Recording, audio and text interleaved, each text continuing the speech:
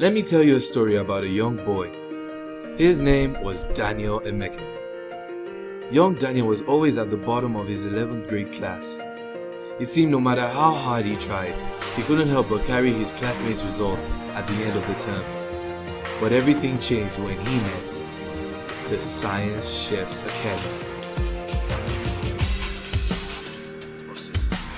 The electrons lost travel through the external circuit to the cathode equations to get to a cell reaction. Oh, so that's how that works. After Wow, that makes so much sense. There's so many things I still want to know. Hi, this is the Science Chef. In this video, we'll be looking at the second part of a series on chemical combination. There are two types of covalent bonding: ordinary covalent and coordinate covalent or dative bonding.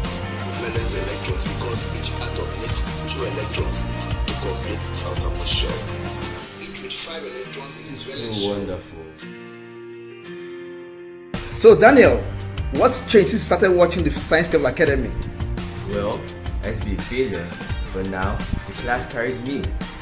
Our goal at the Science Chef Academy is to turn your sorry excuse for a grade into something your parents can be proud of, and to give the brightest student in your class something to envy.